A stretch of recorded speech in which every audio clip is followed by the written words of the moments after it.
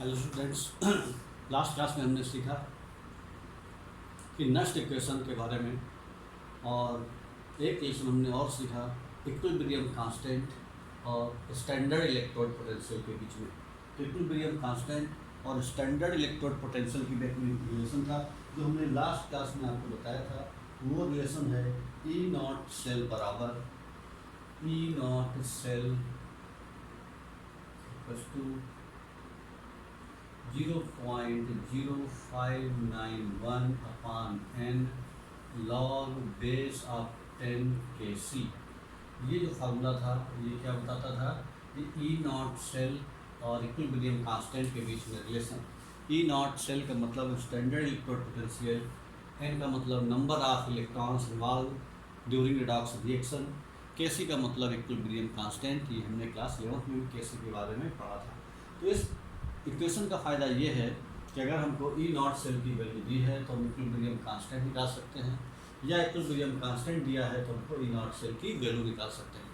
Last class में हमने आपको बताया था कि इस तरह के क्वेश्चन में लॉग और एंटी लॉग की जरूरत पड़ेगी। तो आपने लॉग और एंटी लॉग निकालना सीख लिया होगा। अगर नहीं सीखा है तो एक बार फिर से सीख लें, तब जा कर के आप इस तरह के क्वेश्चन को सॉल्व कर पाएंगे। तो इस तरीके से ई नॉट सेल और इक्विलिब्रियम कांस्टेंट के बीच में ये रिलेशन है। इस पर बेस्ड न्यूमेरिकल एक दो न्यूमेरिकल सॉल्व करके बताते हैं। जैसे क्वेश्चन है calculate the equilibrium constant for a reaction, calculate the equilibrium constant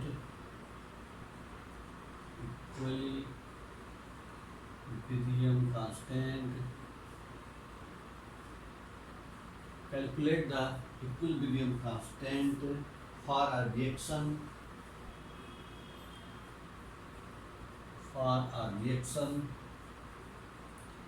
जो रिएक्शन दी हुई है वो क्या दी हुई है, निकल Ni plus Cd plus plus gives Cu plus plus और Ni plus plus.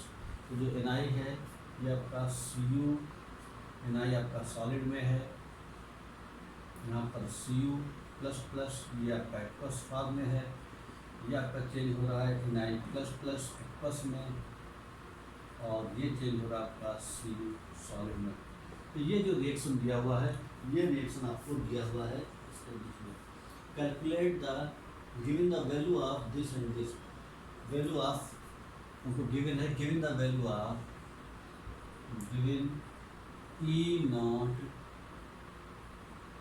Ni plus oblique Ni और E naught Cu plus oblique Cu, ये दोनों वैल्यू हमको दी हुई है।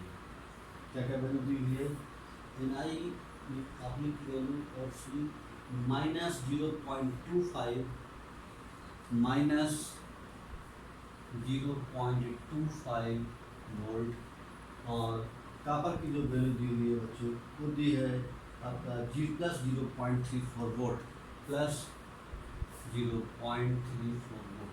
ये डेटा हमको दिया। निकालना क्या हमको, कैलकुलेट द इक्विलिब्रियम कांस्टेंट यानी केसी फाइंड आउट करना है। इक्विलिब्रियम कांस्टेंट का मतलब केसी हमें निकालना है फॉर अ रिएक्शन। ये रिएक्शन दिया हुआ है तो इस सेल रिएक्शन लिख करके हम एन की वैल्यू निकाल सकते हैं। ई नॉट की वैल्यू हम इससे निकाल सकते हैं। ई नॉट की वैल्यू हमको पता हो गई, एन की वैल्यू पता हो गई, केसी निकल आएगा। तो केसी निकालने के लिए क्या करेंगे, सबसे पहले हम ई नॉट सेल निकालेंगे।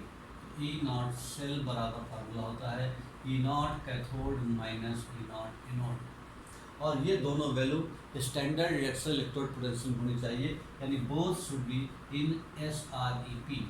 SREP में दोनों वैल्यू होनी चाहिए और है। रिडक्शन हो रहा है, देखो यहाँ पर भी रिएक्शन हो रहा है, यहाँ पर भी, तो कोई दिक्कत नहीं है, ये वैल्यू हम यहाँ पर रख देंगे।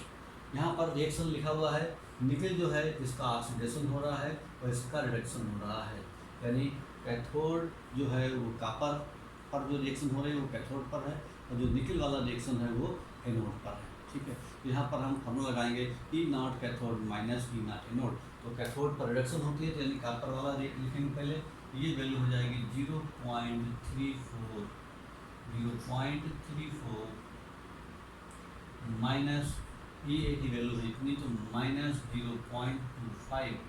इसको सॉल्व करेंगे तो वैल्यू कितना आ जाएगा, 0.34 माइनस माइनस प्लस 0.25, कितना आ जाएगा वैल्यू 549,235, यानी ये वैल्यू आ गया, यानी 0.59 वोल्ट। ये वैल्यू निकल आई ई नॉट की बच्चों, ये वैल्यू ई नॉट की निकल आई है। ई नॉट की वैल्यू हमको पता चल गई। अब हम एन और ढूंढ लें, फिर हमको इक्विलिब्रियम कांस्टेंट निकल आएगा। देख लो बच्चों, क्वेश्चन क्या करना हमको, सबसे पहले हमको इक्विलिब्रियम कांस्टेंट निकालना है। इस रिएक्शन में रिएक्शन हमको दी हुई है और दोनों की ई नॉट की वैल्यू गिवन दी हुई है, गिवन है। तो ई नॉट सेल बराबर फार्मूला होता है E naught cathode minus E naught anode. Cathode की वैल्यू ये है, एनोड की वैल्यू ये है। कैथोड वो होता है जिसकी वैल्यू हमेशा ज़्यादा होती है, तो करंट हमेशा हाई पोटेंशियल से लो पोटेंशियल में फ्लो होता है, ये भी समझ सकते हैं। या यहाँ से देख के बता सकते हैं, किसी भी तरीके से हम कैथोड को निकाल लें, कैथोड पता चल जाएगा। एनोड की वैल्यू को सही रखना है, आपको ये पता होना चाहिए कैथोड कौन सा है और एनोड किसका है। तो ये कैथोड और एनोड के बारे में जब जानकारी होगी तभी हम सही वैल्यू रख पाएंगे और तभी ई नॉट की वैल्यू सही निकलेगी। तो ई नॉट की वैल्यू निकालने के बाद अब हम क्या करेंगे कि इक्विलिब्रियम कांस्टेंट निकालेंगे। इक्विलिब्रियम कांस्टेंट निकालने के लिए जो हमको रिएक्शन दी थी उसकी हेल्प से हम क्या करेंगे, सेल रिएक्शन निकालेंगे। तो क्या रिएक्शन था हमारा, Ni चेंज हो रहा था Ni+ में, तो यानी इसका मतलब ये 2 इलेक्ट्रॉन लूज करेगा और आपका चेंज हो जाएगा इसमें। ये क्वेश्चन नंबर 1। कॉपर आयन क्या कर रहा था, ये 2 इलेक्ट्रॉन ये गेन कर रहा था और कॉपर मेटल में चेंज होता था। क्वेश्चन नंबर 2, दोनों रिएक्शन को जोड़ दिया, इसी को कहते हैं अपन सेल रिएक्शन। सेल रिएक्शन के नाम से जाना जाता है ये सेल रिएक्शन। तो सेल रिएक्शन क्या है, दोनों ऐड कर रहे हैं तो Ni+Cu++, 2 इलेक्ट्रॉन कैंसिल हो जाएगा, चाहे ना भी लिखें तो कोई दिक्कत नहीं है। इधर ये आपका आ जाएगा Ni++ और ये आ जाएगा Cu। यहाँ से जो n जो इलेक्ट्रॉन कट जाते हैं वो वैल्यू आ जाती है। तो यहाँ पर n की वैल्यू कितनी निकली, 2, यानी n बराबर जो इलेक्ट्रॉन जो 2 है यही n की वैल्यू होती है। तो n की वैल्यू 2 निकल आई, n की वैल्यू हमको 2 निकल आई और हमको ई नॉट की वैल्यू यहाँ पर निकली 0.59 वोल्ट। ये वैल्यू यहाँ डाल देंगे और हमारा इक्विलिब्रियम कांस्टेंट की वैल्यू निकल आएगी।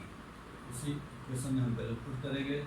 ई नॉट सेल बराबर ये वैल्यू है, ई नॉट सेल की वैल्यू हमको दी है 0.59 हमने जो भी निकाली है और 0.0591/n की वैल्यू 2 है।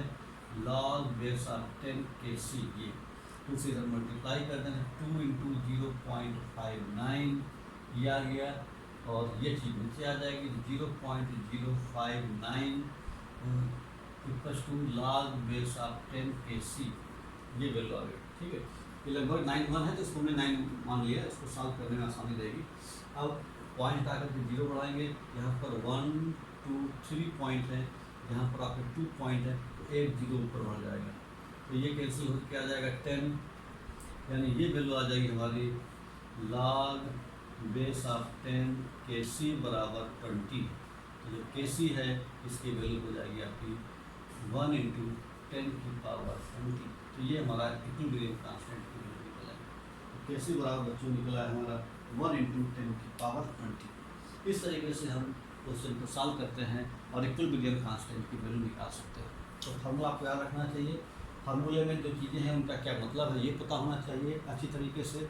Kc का मतलब इक्विलिब्रियम कांस्टेंट, n का मतलब number of electrons involve in reaction, यानी जो ऑक्सीडेशन रिडक्शन है वहाँ पर कितने इलेक्ट्रॉन लूज या गेन हो रहे हैं। और ई नॉट का सेल का मतलब है आपका सेल रिएक्शन का जो ई नॉट है वो रखेंगे वैल्यू और इस तरीके से हम इक्विलिब्रियम कांस्टेंट की वैल्यू निकाल सकते हैं। आंसर आया Kc बराबर 1 × 10⁻20। इसको सॉल्व करें, यहाँ पर हमने इसका एंटी लॉग लिया है, एंटी लॉग लेने के बाद ये वैल्यू हमारी निकल आई। तो यहाँ पर इस तरह क्वेश्चन में लॉग और एंटी लॉग की बहुत जरूरत पड़ती है। अब एक क्वेश्चन हम और कराते हैं इसी फार्मूले पर बेस्ड, फिर बाकी क्वेश्चन आपको रेडी करने के लिए बाकी आप करेंगे। क्वेश्चन है हमारे पास, calculate at 25 degree Celsius the equilibrium constant. Calculate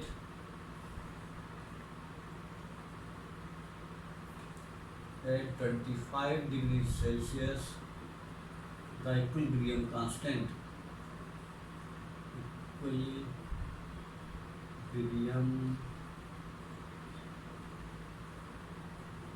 equilibrium constant for equilibrium constant for the reaction for the reaction for the reaction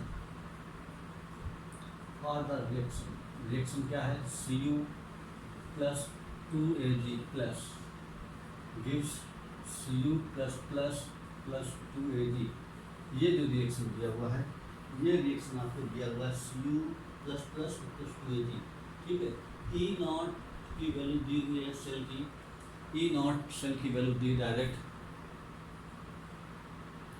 E naught cell की वैल्यू डायरेक्ट दी जो हम वैल्यू निकालते थे वो वैल्यू डायरेक्ट दी है और वो वैल्यू कितनी है 0.47 वोल्ट ये वैल्यू दिया है बच्चों 0.47 वोल्ट ये वैल्यू निकलनी है और इक्विलिब्रियम कांस्टेंट हमको निकालना है ठीक है।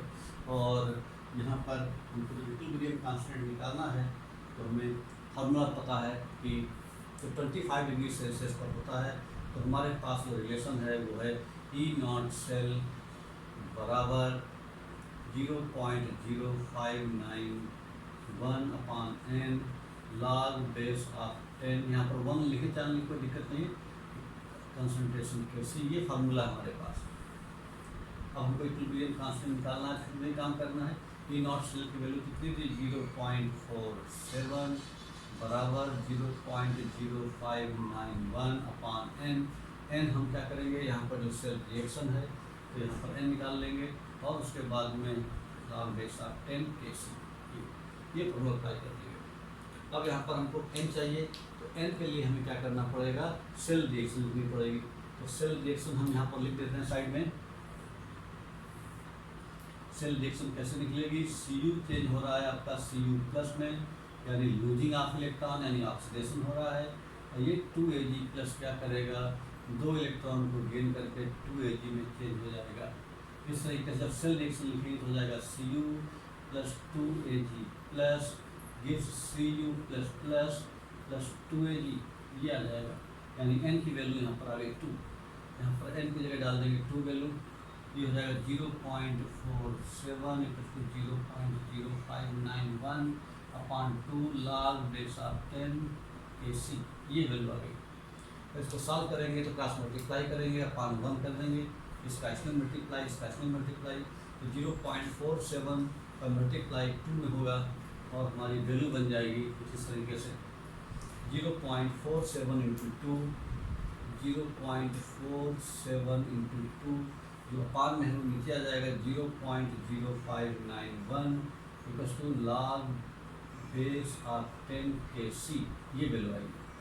अब इस पूरी वैल्यू को जब सॉल्व करेंगे तो हमारी Kc की वैल्यू आ जाएगी 8.5 इसको सॉल्व करेंगे तो हमारी वैल्यू आ जाएगी Kc बराबर 8.5 × 10⁻⁵। इस तरीके से बच्चों ये एंटी लॉग लेना पड़ता है यहाँ पर इसको सॉल्व करेंगे एंटी लॉग लेंगे तो Kc की वैल्यू ये निकल आएगी। इस तरीके से आप निकालने की कोशिश करिए एक बार किस तरह से Kc की वैल्यू निकलती है और पूछिए कैसे और डिस्कस करिए किस तरीके से निकलती है। मैथ वाले सर से पूछिए लॉग उसमें रहता है और नहीं है तो फिर हम बताएंगे आपको कैसे निकलेगा। आसान है बिल्कुल 11th क्लास में बताया जाता है बच्चों को लॉग निकालना और एंटी लॉग निकालना। इस तरीके से आप कर सकते हैं।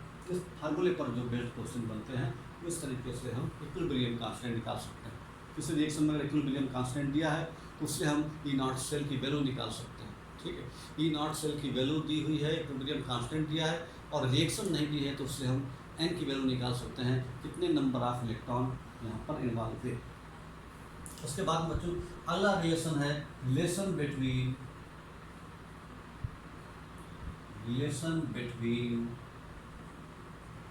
ई naught cell and free energy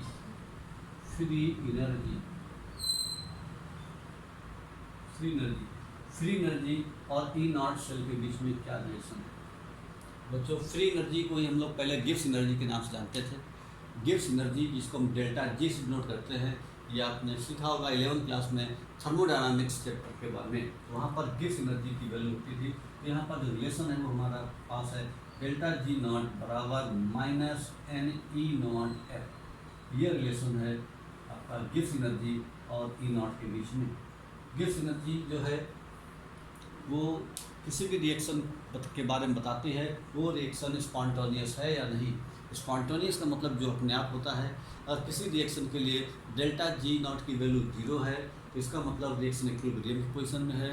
delta G not की वैल्यू अगर नेगेटिव है तो इसका मतलब रिएक्शन आपका स्पॉन्टेनियस है, और डेल्टा जी की वैल्यू अगर पॉजिटिव है तो इसका मतलब रिएक्शन नॉन स्पॉन्टेनियस है। तो इस तरह से हमने 11वीं क्लास में 3 कंडीशन पढ़ी थी, यही बात यहाँ पर भी इस्तेमाल हो रही है। ये जो रिएक्शन है डेल्टा जी की वैल्यू आपकी जो निगेटिव साइन आ रहा है ये आपका सेल की फिजिबिलिटी के बारे में बताता है, यानी सेल वर्किंग पोजीशन में है या सेल डेड है।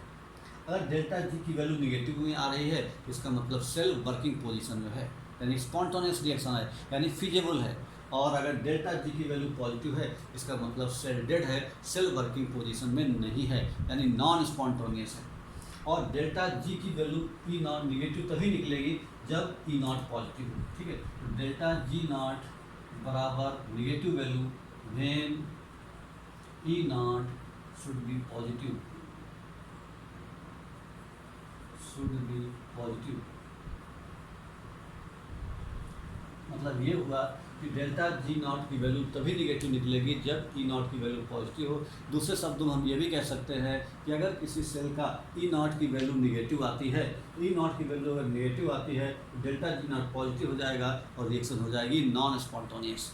तो इसका मतलब कोई भी रिएक्शन या सेल फिजिबल है कि नहीं, इस बात को जानने के लिए हम ई नॉट की वैल्यू को देखते हैं। ई नॉट की वैल्यू पॉजिटिव है तो इसका मतलब सेल आपका वर्किंग पोजीशन में है, क्योंकि जब ई नॉट पॉजिटिव होगा डेल्टा जी नॉट निगेटिव आएगा, और अगर ई नॉट निगेटिव आ गया तो डेल्टा जी नॉट की वैल्यू पॉजिटिव हो जाएगी, और जब डेल्टा जी नॉट की वैल्यू पॉजिटिव हो जाएगी तो सेल नॉन स्पॉन्टेनियस हो जाएगा, यानी सेल वर्किंग की पोजीशन में नहीं है। तो इस तरह से कोई भी सेल वर्किंग की पोजीशन में नहीं है या है, इस बात को जानने के लिए ये रिलेशन बहुत ही इंपॉर्टेंट है। इस रिलेशन की वजह से जान सकते हैं हम लोग कि सेल वर्किंग पोजीशन में है या नहीं, क्योंकि ई नॉट की वैल्यू से यहाँ पर डेल्टा जी नॉट की वैल्यू निकल करके आ सकती है, ठीक है। बच्चों ये फार्मूला भी आपको ध्यान में रखना है, ये फार्मूला भी बहुत इंपॉर्टेंट है। इस फार्मूले से भी हम क्वेश्चन करते हैं। देखिए एक क्वेश्चन कर रहे हैं इसी फार्मूले पर based.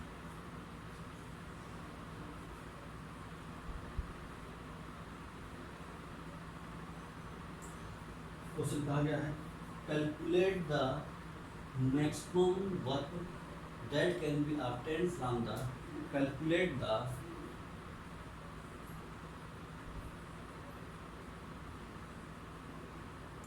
the maximum work that can be obtained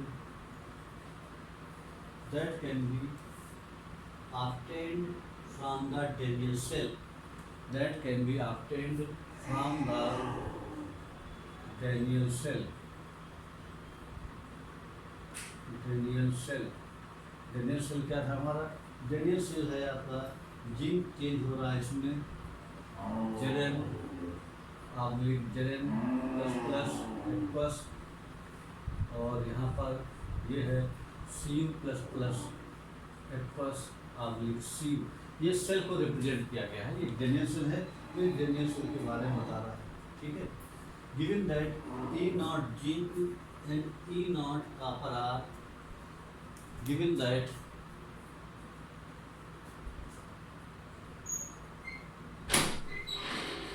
E naught zinc and E naught are minus 0.76 volt and plus 0.34 volt respectively, ये बताया गया। मतलब ये वैल्यू दी है -0.76 और प्लस 0.34 रिस्पेक्टिवली, ये वैल्यू हमको दी हुई है। हमको निकालना क्या है? डेल्टा जी नॉट की वैल्यू निकालनी है। तो डेल्टा जी नॉट की वैल्यू हमको निकालना है। क्या कहा गया है? कैलकुलेट द मैक्सिमम वर्क, यानी मैक्सिमम वर्क निकालना है। हमको मैक्सिमम वर्क निकालना है और उसके बाद में ये हमको डेटा दिए हुए हैं। तो जो हमारा जो मैक्सिमम वर्क जो आएगा, तो मैक्सिमम वर्क की वैल्यू कितनी है? मैक्सिमम वर्क निकालने के लिए हम लोग क्या करेंगे कि डेल्टा जी हमको निकालना पड़ेगा। ठीक है, यानी मैक्सिमम वर्क निकालना पड़ेगा। तो यहाँ पर मैक्सिमम वर्क जो वैल्यू है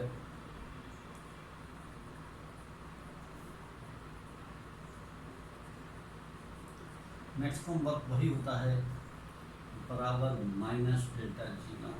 ये हमारा मैक्सिमम वर्क का फार्मूला है। यानी मैक्सिमम वर्क का मतलब गिव्स एनर्जी वही होती है जो हमारे यूजफुल वर्क में कन्वर्ट हो जाती है। वो एनर्जी जो यूजफुल वर्क में कन्वर्ट हो जाए वही हमारा मैक्सिमम वर्क होता है। तो मैक्सिमम वर्क बराबर माइनस डेल्टा जी नॉट।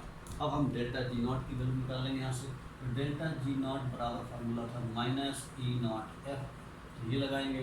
अब यहाँ पर हमको क्या दिया है कि एन की वैल्यू हमको यहाँ से निकल आएगी, सेल रिएक्शन लिखेंगे, और ई नॉट की वैल्यू हमको ये वैल्यू निकल आएगा। तो ई नॉट सेल निकालने के लिए हम लगा देंगे पहले E naught cathode minus E naught anode. E naught cathode की वैल्यू कितनी है? कैथोड की वैल्यू आपका कैथोड कापर वाला है तो कापर की वैल्यू दे रखी है ये हो जाएगा 0.34 और माइनस ई नॉट एनोड की वैल्यू है माइनस 0.76। माइनस माइनस प्लस 0.34 और प्लस 0.76। 6 4 10 carry over 1 8 3 11। ये हमारी वैल्यू आ गई 1.10 वोल्ट। ये निकला है हमारा ई नॉट। ई नॉट की वैल्यू हमारी इतनी आ गई 1.10 वोल्ट। तो यहाँ से हमने ई नॉट की वैल्यू निकाल ली। अब जब ई नॉट की वैल्यू निकाल ली बच्चों, तब फिर हम एन की वैल्यू निकाल लेंगे, और एन की वैल्यू निकालने के बाद फिर हम फैराडे कांस्टेंट की वैल्यू पुट कर देंगे, और उसके बाद में हमारा डेल्टा जी नॉट की वैल्यू निकल आएगी। तो जो डेल्टा जी नॉट है, ये जो डेल्टा जी नॉट है ये बराबर है माइनस एन। एन की वैल्यू हो जाएगी यहाँ पर। कैसे निकालेंगे एन की वैल्यू? उसके लिए हमको सेल रिएक्शन लिखनी पड़ेगी।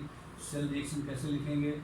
हमारा जो जिंक चेंज हो रहा है वो Zn+2 में चेंज हो रहा है 2 इलेक्ट्रॉन लूज करने के बाद, और कापर 2 इलेक्ट्रॉन गेन कर रहा है और Cu में चेंज हो रहा है। ये इक्वेशन नंबर 1, ये इक्वेशन नंबर 2, दोनों को जोड़ेंगे, यही सेल रिएक्शन होती है। तो Zn+Cu++ इलेक्ट्रॉन कट जाएंगे, Zn+2 चार्ज प्लस Cu। यहाँ पर n की वैल्यू कितनी आ गई? 2।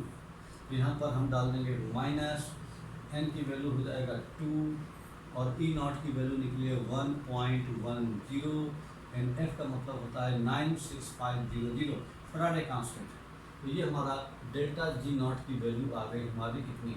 ये आ गई हमारी, इसको मल्टीप्लाई करेंगे तो कितना हो जाएगा 200, 2 बन जा 2 और 2 बन जा 2, यानी ये आ गया हमारा minus into 96500।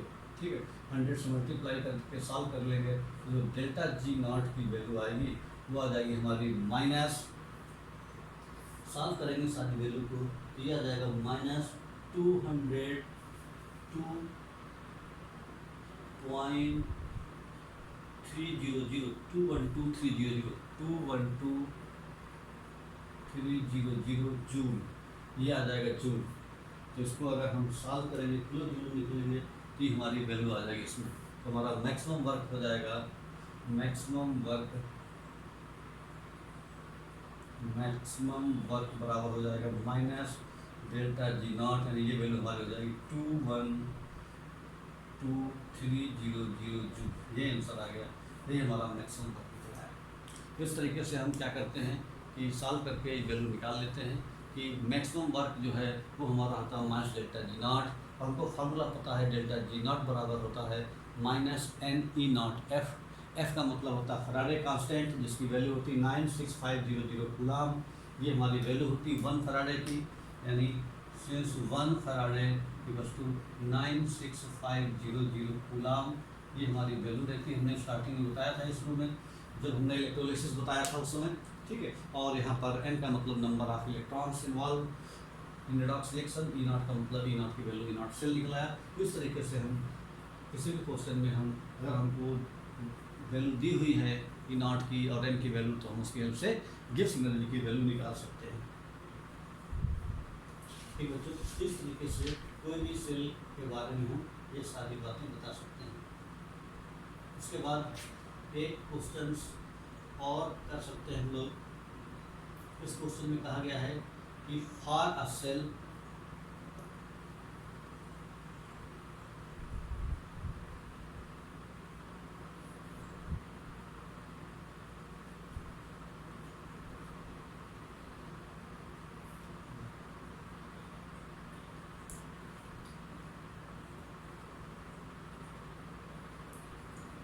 For a cell X cell दिया है M G plus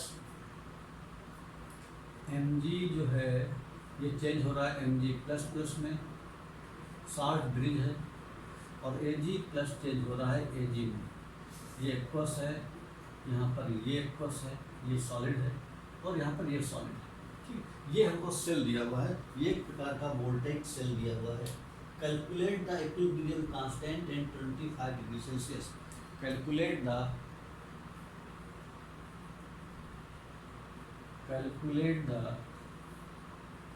equilibrium constant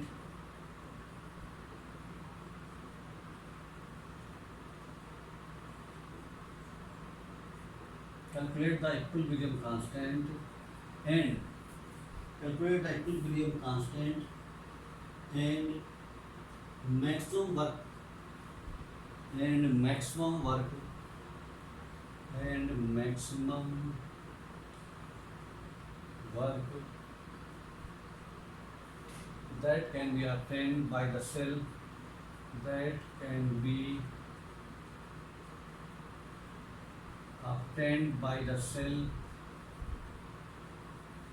at 25 degree Celsius.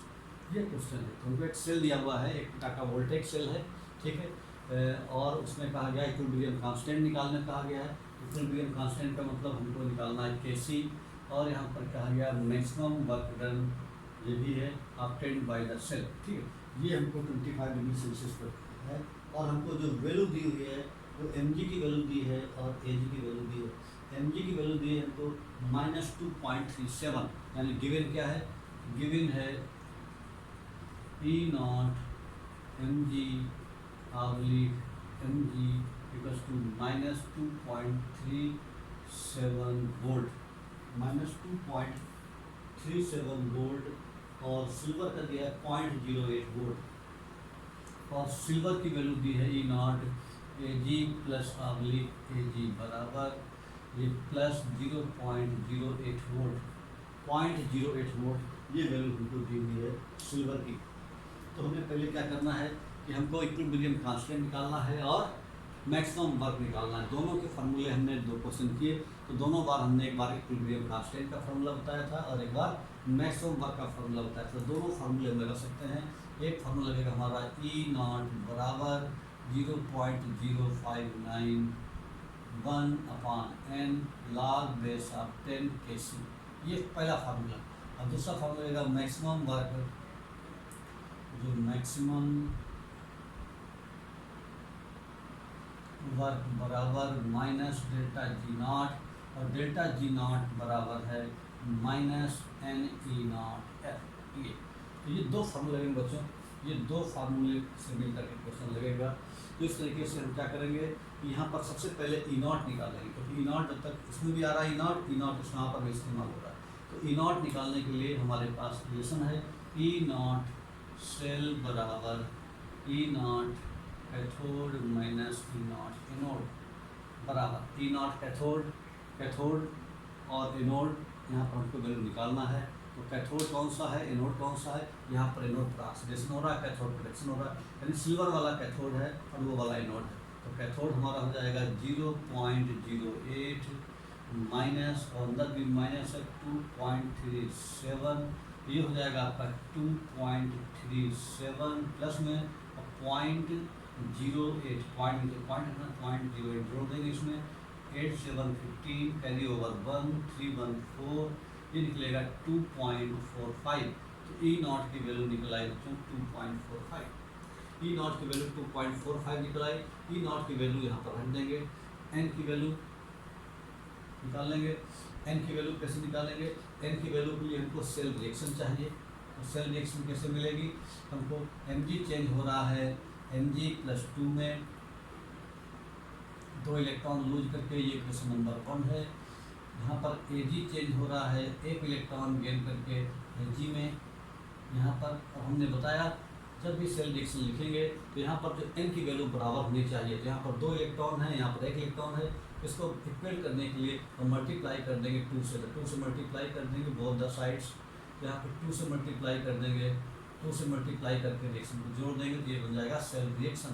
तो हो जाएगा Mg plus 2Ag plus 2 electron plus cancel हो जाएगा, गिव्स Mg प्लस प्लस और प्लस 2Ag।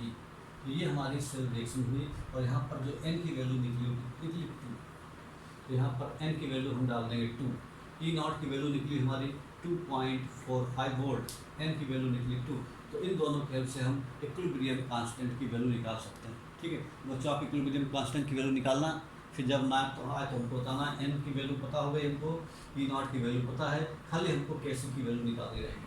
तो एक हमारा क्वेश्चन हो गया, तो मतलब इस पर ठीक है आप आंसर निकालना, आंसर पोस्ट करना, जो नहीं आएगा हम बताएंगे आपको, लेकिन आप पहले ट्राई करना, इससे आपको डिफिकल्टी पता लगेगी कि आप एंटी लॉग निकाल पा रहे हो या नहीं निकाल पा रहे हो। ठीक, बाकी पिछले के 2 क्वेश्चन हमने सॉल्व करके आंसर दिया। ठीक है, तो आपको ये नहीं पता चल पाएगा कि हमारा आंसर सही है या नहीं सही है। तो इसलिए आप जब खुद निकालेंगे तो आपको आइडिया लग जाएगा कि हमसे आ पा रहा है या हमसे नहीं आ पा रहा है। ठीक है, तो यहाँ पर n की वैल्यू हमने बताई दी है, E नॉट की वैल्यू बताई दी है, खाली हमको इक्विलिब्रियम कांस्टेंट की वैल्यू निकालनी है इस क्वेश्चन में। फिर दूसरा क्वेश्चन कहा गया था उसमें कि हमको मैक्सिमम वर्क डन निकालना है। यहाँ पर हमको डेल्टा जी नॉट निकालना पड़ेगा और डेल्टा जी नॉट की वैल्यू भी आप निकाल सकते हो आसानी के साथ। डेल्टा जी नॉट बराबर -n E नॉट f, ये फार्मूला हमने बताया। n की वैल्यू अभी आपने निकाली 2, E नॉट की वैल्यू आपको पता है 2.45 वोल्ट और f की वैल्यू है 96500। इसको सॉल्व करेंगे तो डेल्टा जी नॉट की वैल्यू आएगी, वो निगेटिव आएगी, उसको माइनस मल्टीप्लाई करके प्लस बना देंगे तो क्या निकल आएगा, मैक्सिमम वर्क डन निकल आएगा। अब हमको मैक्सिमम वर्क डन और आपका इक्विलिब्रियम कांस्टेंट, इन दोनों की वैल्यू को निकाल के बताएंगे कैलकुलेशन करके कि कितनी वैल्यू आएगी। ठीक है बच्चों, तो इस तरीके से आपका ये 2 रिलेशन हैं, एक रिलेशन है इक्विलिब्रियम कांस्टेंट और ई नॉट के बीच में, और एक रिलेशन है ई नॉट और फ्री एनर्जी के बीच में। तो इस तरीके से हम ये 2 इम्पॉर्टेंट फार्मूले हैं जो हमारे इस्तेमाल होते रहेंगे न्यूमेरिकल में, इन फार्मूलों का इस्तेमाल हुआ।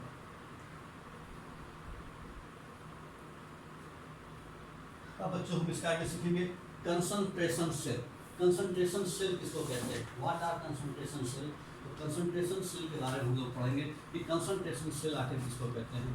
तो कंसंट्रेशन सेल का मतलब है when 2 electrodes of same metal, concentration cell।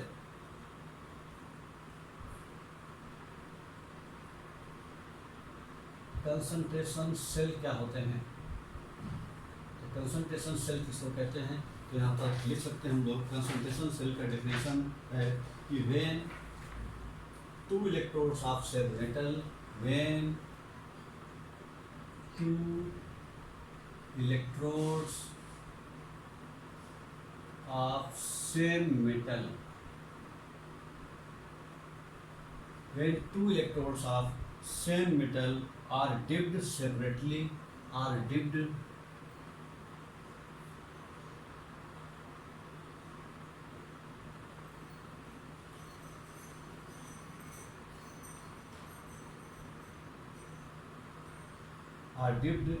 separately in two solutions of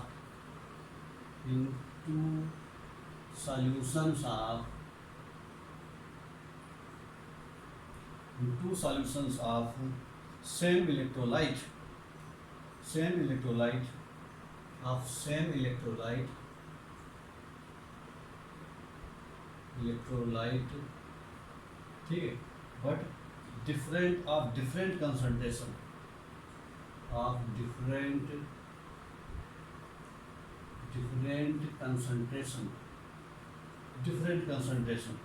and two solutions are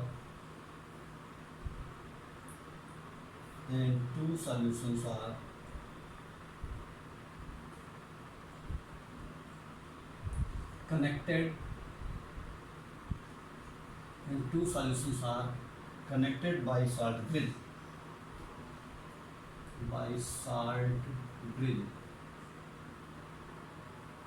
This arrangement is known as concentration cell. This arrangement is known as concentration cell. Concentration cell. तो बच्चों ये जो हमारा है इसको हम concentration cell के नाम से जानते हैं। यहाँ पर ध्यान रखना है कि कंसंट्रेशन सेल क्या होता है बच्चों। तो कंसंट्रेशन सेल का मतलब है when two electrodes of same metal. अभी तक हम क्या पढ़ते थे, अभी तक हमने जो है वोल्टेज सेल या गैल्वेनिक सेल के बारे में पढ़ा। वहाँ पर हमने क्या देखा, दो अलग अलग हाफ सेल होते थे और दो अलग अलग इलेक्ट्रोड होते थे। एक में कॉपर है तो एक में सिल्वर, एक में निकल है तो दूसरे में कैडमियम, एक में आयरन है तो दूसरे में सिल्वर। इस तरीके से अलग अलग सॉल्यूशंस होते थे और उसमें अलग अलग इलेक्ट्रोड टिप होते थे जो कि साल्ट ब्रिज के थ्रू जुड़े होते थे। ऐसे सेल को हम गैल्वेनिक सेल या वोल्टेज सेल के नाम से जानते थे।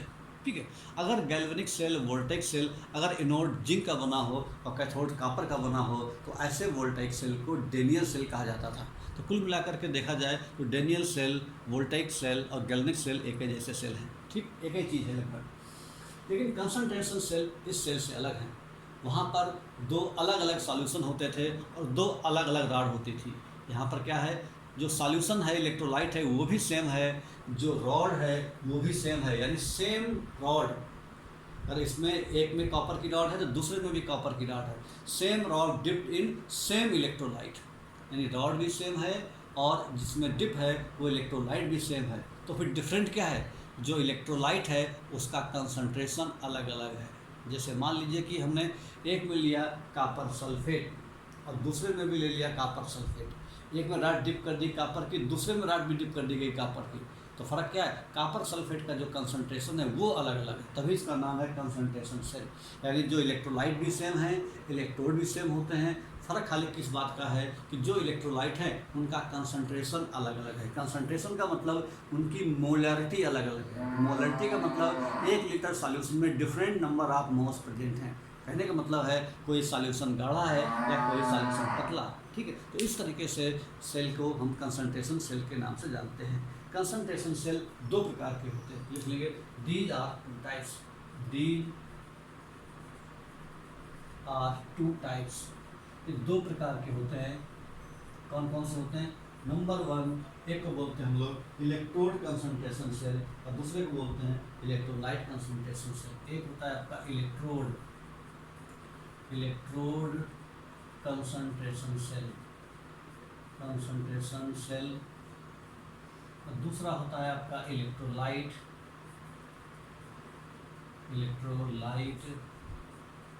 Concentration cell.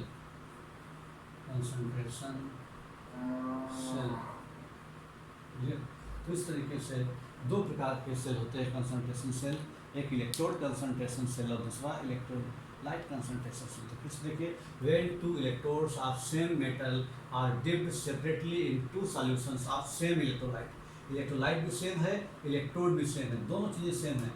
To electrodes of same metal, अगर दोनों जिंक के हैं तो दोनों ही जिंक के रहेंगे, अगर कॉपर के हैं तो कॉपर दोनों कॉपर के ही रहेंगे। ठीक है, और जो इलेक्ट्रोलाइट है वो भी सेम होना चाहिए लेकिन उसका कंसंट्रेशन डिफरेंट होना चाहिए। और अगर उन सेल को हम हाफ सेल को साल्ट ब्रिज से जोड़ दें तो इस प्रकार का जो अरेंजमेंट है उसको हम लोग बोलते हैं कंसंट्रेशन सेल। कंसंट्रेशन सेल दो प्रकार के होते हैं बच्चों, एक को बोलते हैं इलेक्ट्रोड कंसंट्रेशन सेल और दूसरे को बोलते हैं बच्चों इलेक्ट्रोलाइट कंसंट्रेशन सेल। अब जो इलेक्ट्रोड कंसंट्रेशन सेल है, इलेक्ट्रोलाइट कंसंट्रेशन सेल है, इसमें ये क्या होते हैं? तो पहला बच्चों इलेक्ट्रोड कंसंट्रेशन सेल।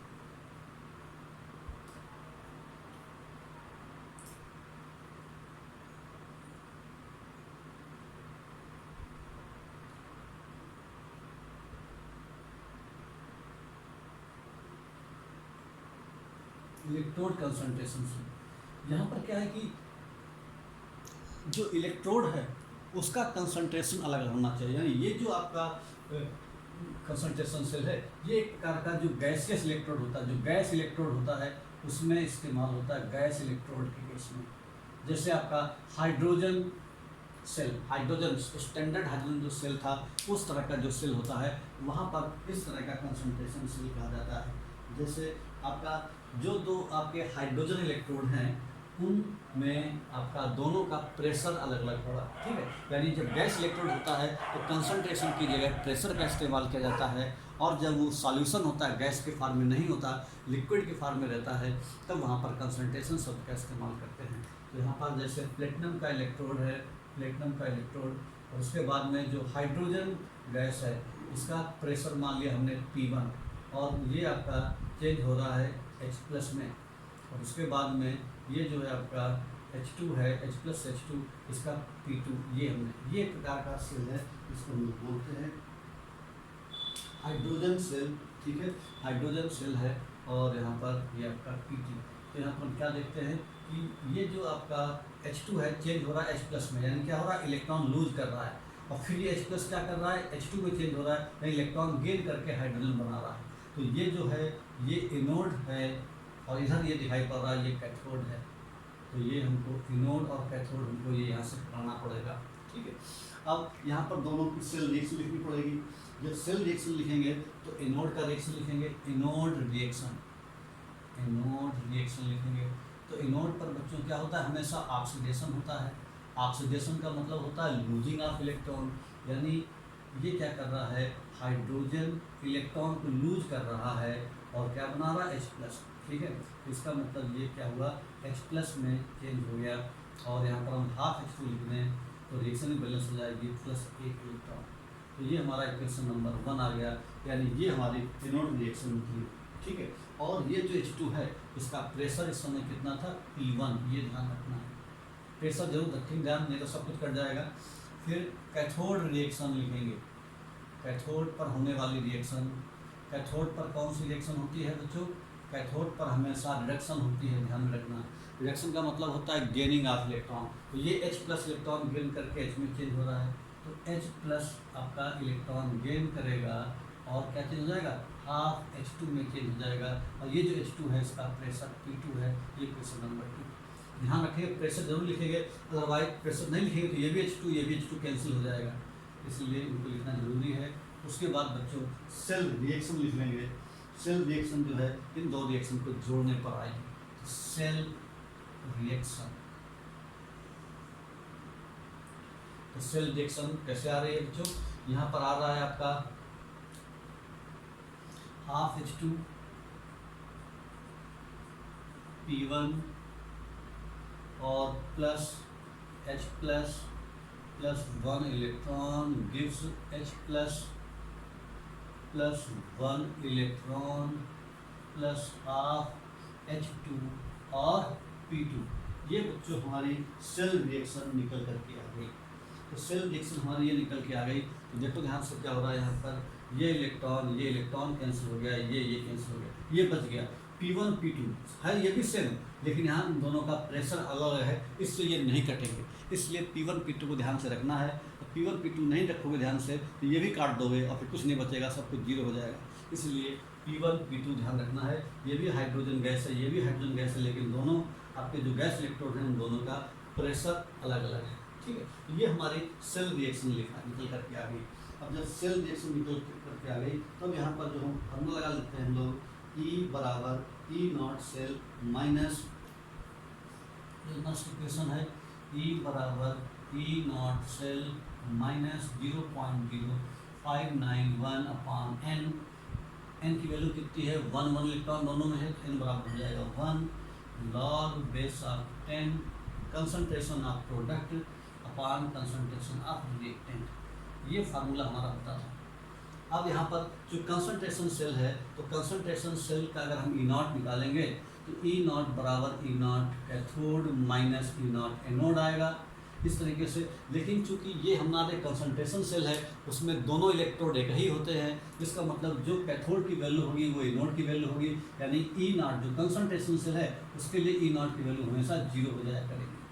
क्यों, क्योंकि दोनों एक ही प्रकार के इलेक्ट्रोड हैं, सेम इलेक्ट्रोड हैं, सेम मेटल के इलेक्ट्रोड हैं और सेम इलेक्ट्रोलाइट में डिफ है, बस खाली क्या है उसका कंसंट्रेशन अलग है। इसलिए E0 की वैल्यू यहाँ पर 0 हो जाएगी, यहाँ पर E0 की वैल्यू 0 रख देंगे।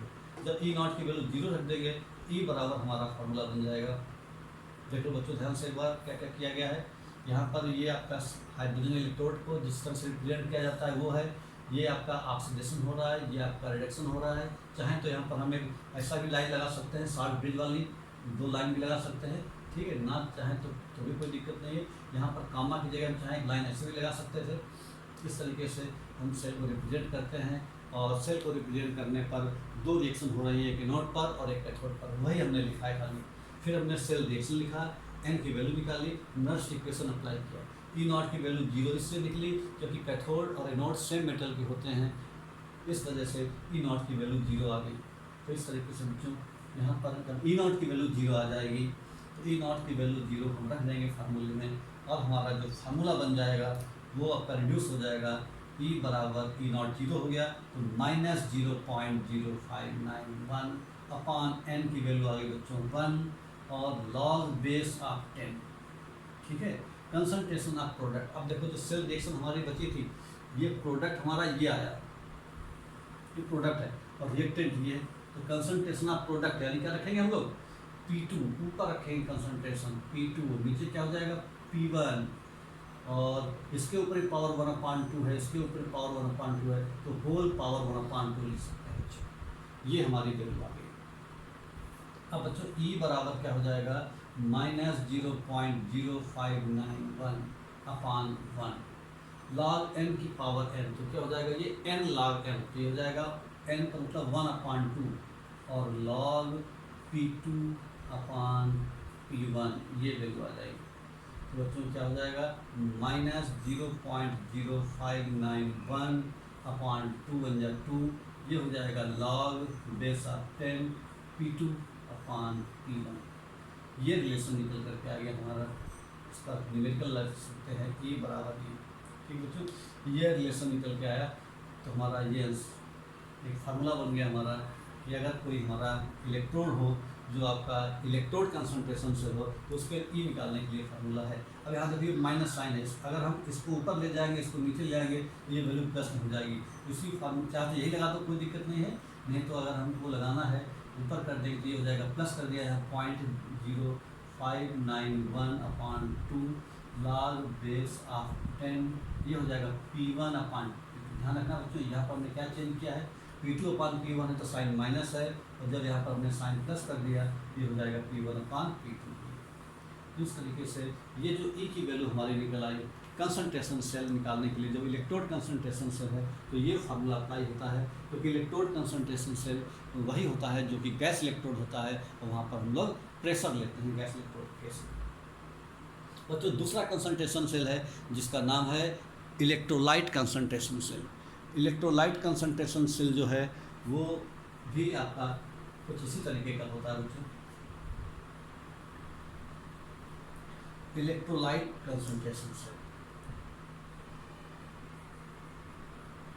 इलेक्ट्रोलाइट कंसंट्रेशन सेल, जैसा कि इसका नाम है।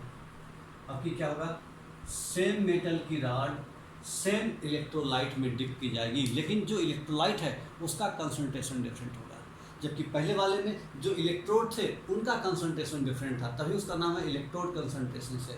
नीचे वाले में क्या है, इलेक्ट्रोलाइट कंसंट्रेशन सेल। फर्क खाली कंसंट्रेशन का है, एक बार इलेक्ट्रोड का कंसंट्रेशन डिफरेंट है, एक बार इलेक्ट्रोलाइट का कंसंट्रेशन डिफरेंट है, बाकी सब चीज़ सेम है।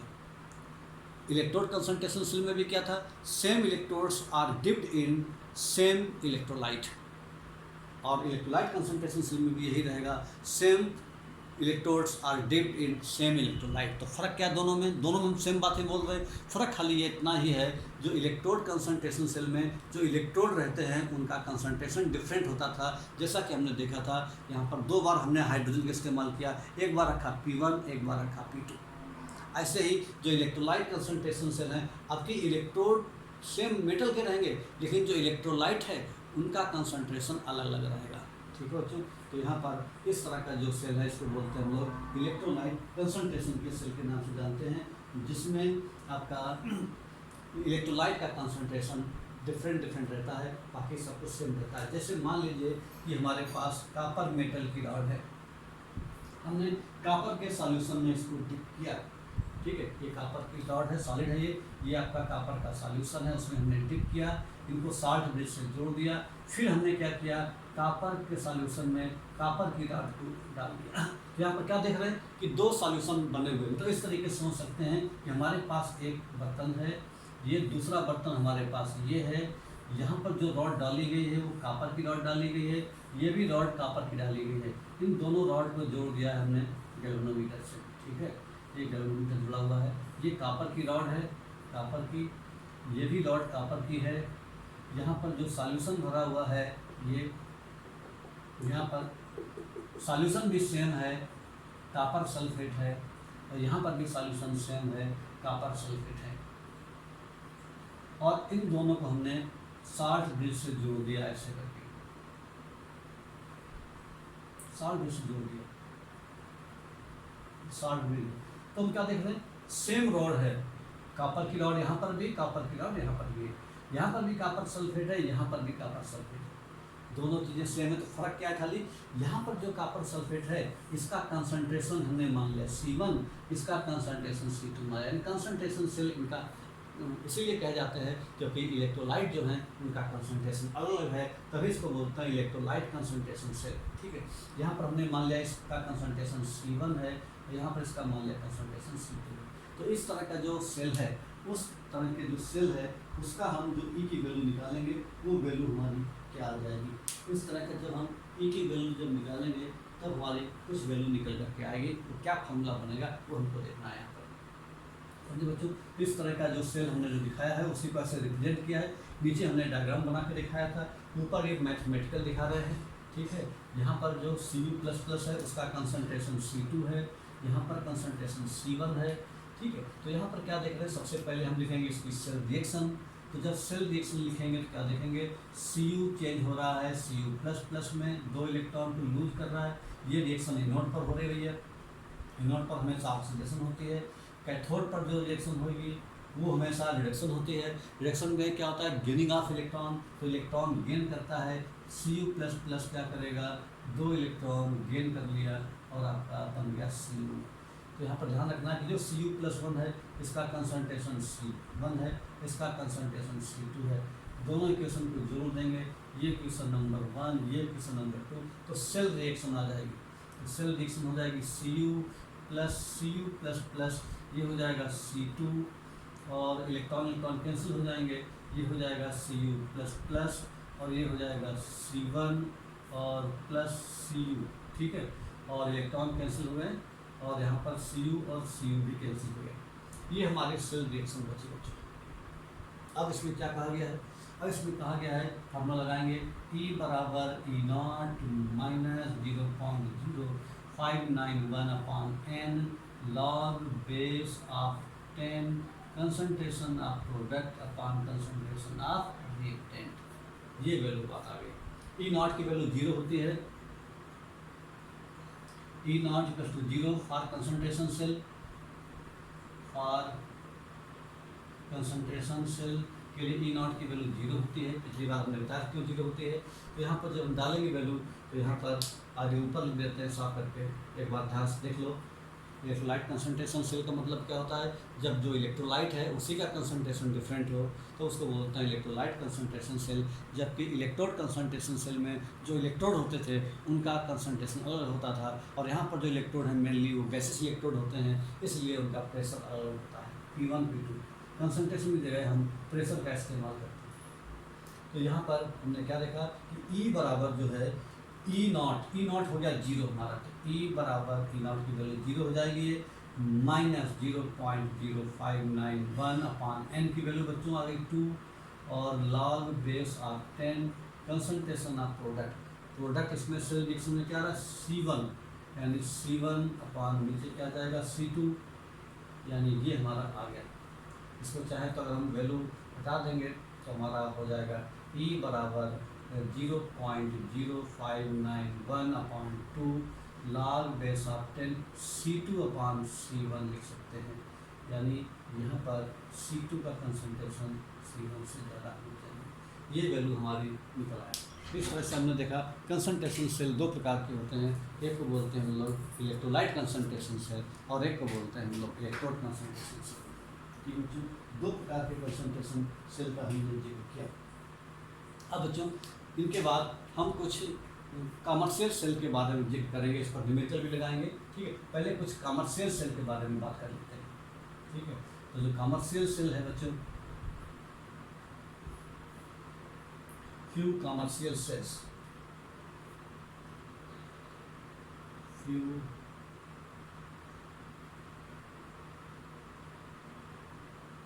commercial cells,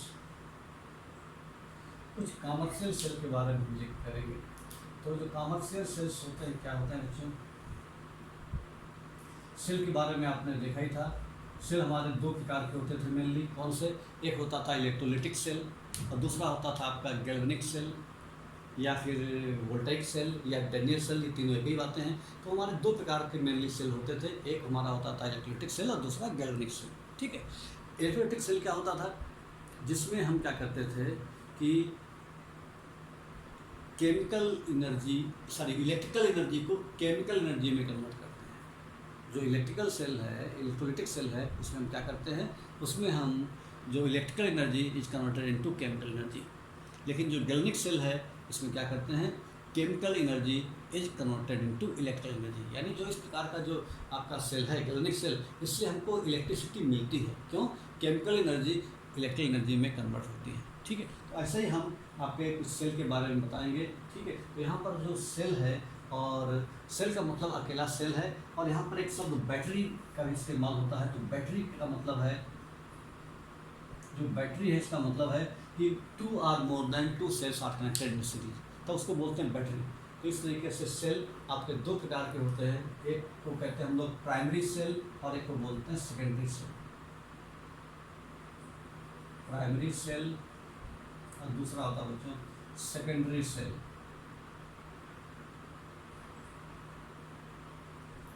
प्राइमरी सेल का मतलब ऐसे सेल जिनको दोबारा रिचार्ज नहीं कर सकता। तो यहाँ पर प्राइमरी सेल्स का मतलब these are not recharge, these are not recharge.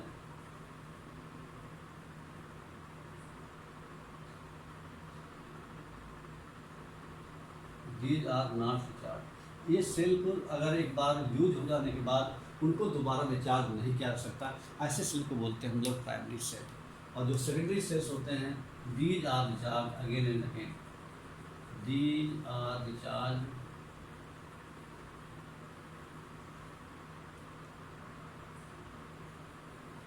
Again and again. इनको हम बार बार रिचार्ज कर सकते हैं, क्लियर। लेकिन जो प्राइमरी सेल है उनको हम रिचार्ज नहीं कर सकते। एक बार सेल यूज हो गए उसके बाद सेल ख़त्म हो जाते हैं, उनको हम लोग इस्तेमाल नहीं कर पाते। जैसे आपने देखा होगा घड़ी में लगने वाला सेल, ठीक है, घड़ी में जो सेल लगता है, जो दीवार घड़ी है उसमें जो सेल लगता है, एक बार सेल ख़त्म हो गया फिर उसको फेंक देते हैं, दूसरा नया सेल लगाते हैं। ऐसे टार्च में लगने वाला सेल, तो ऐसे बहुत सारे जो सेल हैं वो केवल एक ही टाइम यूज हो पाते हैं, और ऐसे सेल को हम प्राइमरी सेल के नाम से जानते हैं।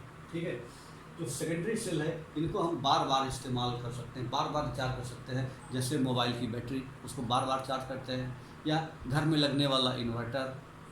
इन्वर्टर में क्या होता है, बार बार लाइट आप चली जाती है तो इन्वर्टर से पंखा चलने लगता है, और उसके बाद में वो इन्वर्टर चार्ज भी होता रहता है। तो इस तरीके से क्या हुई है, चार्जेबल सेल है, इनको हम चार्ज कर सकते हैं। लेकिन जो प्राइमरी सेल है उनको चार्ज नहीं कर सकते। तो हमारे दो प्रकार के सेल हैं, प्राइमरी सेल और दूसरा सेकेंडरी सेल। प्राइमरी जो सेल है उसके एग्जाम्पल कौन कौन से हैं, जो प्राइमरी सेल है उसका एग्जाम्पल है ड्राई सेल। एग्जाम्पल क्या है इसका, ड्राई सेल। ड्राई सेल इसका एग्जाम्पल है, प्राइमरी सेल का एग्जाम्पल है ड्राई सेल। ठीक है, ड्राई सेल के अलावा भी एक सेल और भी होता है, ठीक है, उसके बाद में डिस्कस करेंगे बाद में। तो पहले हम ड्राई सेल के बारे में बताते हैं, ड्राई सेल क्या होता है। ठीक है, तो ड्राई सेल किस तरीके का रहता है उसके बारे में थोड़ा सा हम डिस्कस करेंगे। What is dry cell.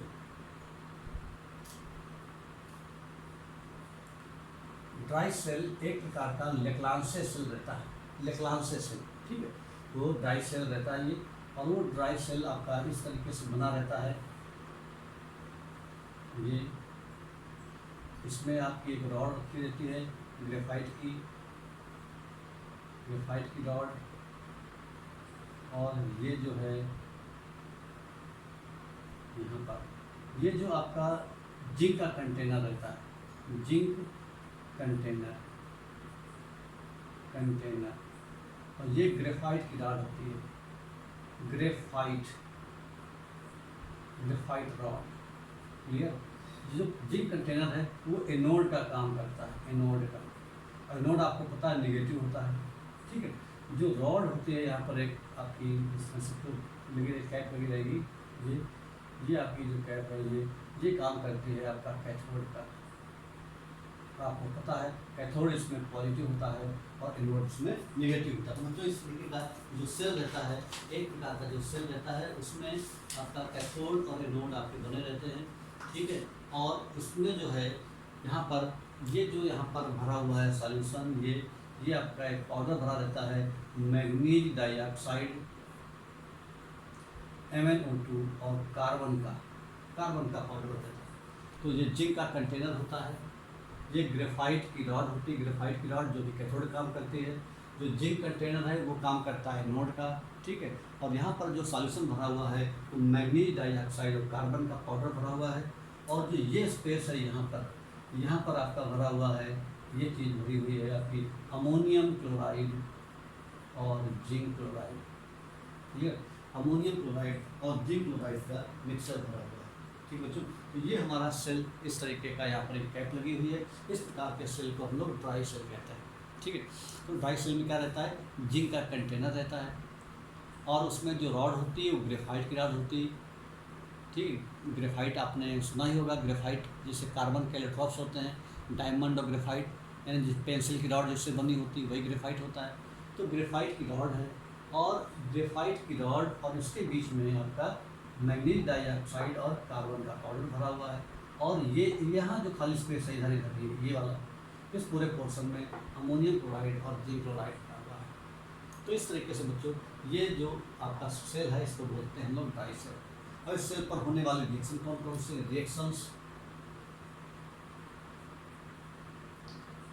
Reactions involve,